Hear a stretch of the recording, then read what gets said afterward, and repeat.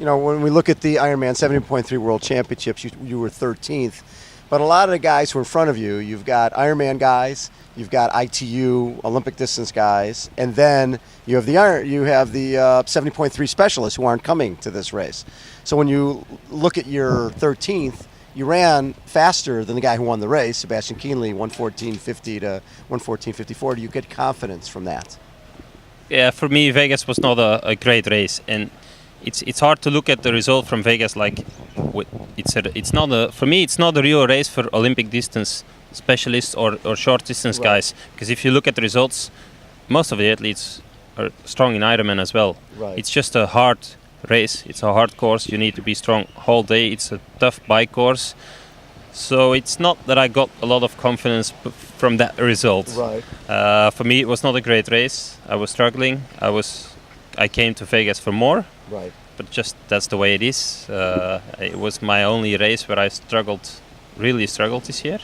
And so the run was not giving me that much of confidence, because it's just you need to look at the result and everything together.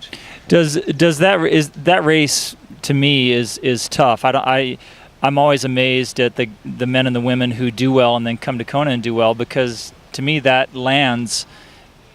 Yeah, it's at the tail end of the hardest training that you're doing for Ironman, but it's sort of right in the middle too. It's difficult to be really rested and sharp to be able to do well there, and then come here and do well too. Yeah, that's right.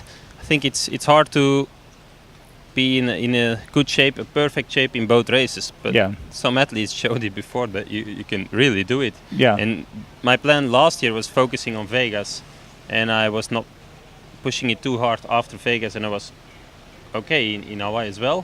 I think it's just you can't be 100% in Vegas and 100% in Hawaii. Yeah. I think you need to be close to 100%, but it's not easy. But right. I mean, some of the guys, they showed it. You can really combine it, and I think the guys who are in a good shape in Vegas and can stay calm in the last weeks, the last build up to Hawaii, and not overdoing it.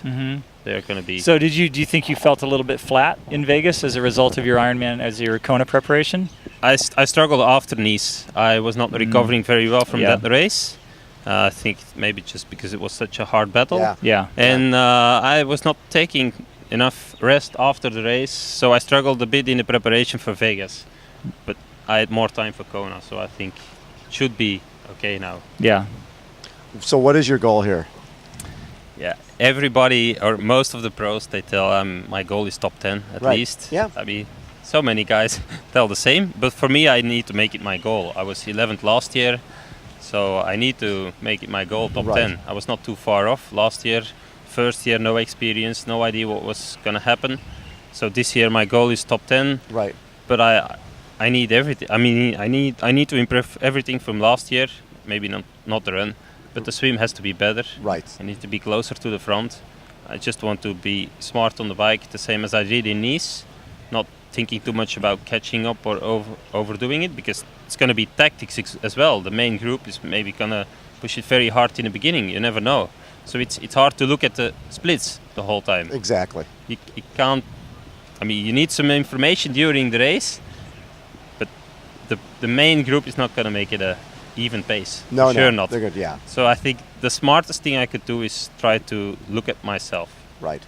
That's something Rutger Becky, not a great swimmer. Yes. He stayed smart on the bike, and he always had a good result just because he did his own thing. Exactly. I think it's not a bad thing. Yeah.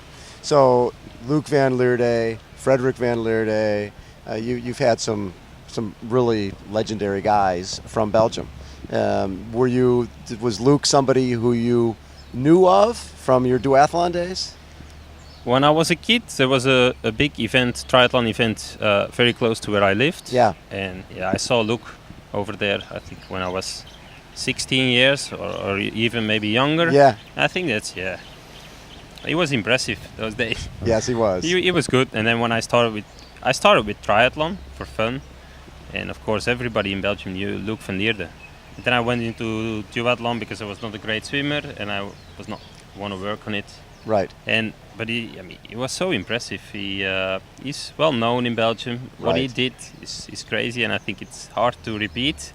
It's not going to be a rookie who's going to win the race No. like him. I think it's never going to happen, or never say never, but it's not easy. Not easy. Yeah. So it's impressive what he did, and I think it's just cool to have some guys like that in Belgium, and I think that's the reason why we're maybe so strong Right. in Ironman, because everybody knows it. You can do it as a Belgian Right. guy.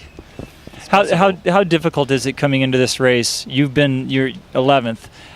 What does it take for you to feel like you're one of the contenders? Because I know when you talk to athletes, a lot of the athletes who come here just are so intimidated and overwhelmed by the field that they feel like, I hope, like we just talked about, top 10. But you know what? If you're top 10, you might as well be top 5. You know what I mean? There is that little difference. That's you know. a great point. Yeah. So Yeah. what does it take for you to think, I'm one of these Top five. guys, I might as well be top 5? I mean, if you're going to be top 10, what the hell? I'm going to go Yeah. straight And then if to you be top 5, might as well win. Might as well win. Yeah.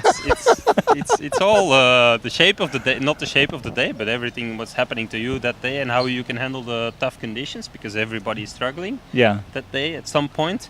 So it's just how you can handle it that gives you a good result, or did not finish, or whatever. It's all very close. Everybody is racing on the limit, and But for me, last year I just had no pressure, no idea what to expect. It was a very good thing. This year it's different, but I don't mind that it's busy. I don't get too intimidated. Just try to enjoy it Love to it. start with, and I think if you enjoy it, you don't feel that much pressure. Love it. Hey, Outstanding. Bart, thanks for taking time Yeah, and thank you, joining Bart. us. It's really nice to get to meet you. Thanks. I had a good time here. Good. You're welcome. Good. Bart Aernouts has been our guest again. 2013 edition of, I was going to say, Competitors Radio. I knew you were going to say that. I felt Breakfast it. with Bob and Paul, brought to you by Monster High Sport, the athlete's headphone, from beautiful Huggos, live on triathlete.com, and the legendary one himself, the king of the Big Island, Poncho Man. Someday, wish upon a star, wake up where the clouds are far behind. Be breakfast with Bob and Brother Paul and everybody else. Poncho Man, and that is a wrap. Aloha Wednesday.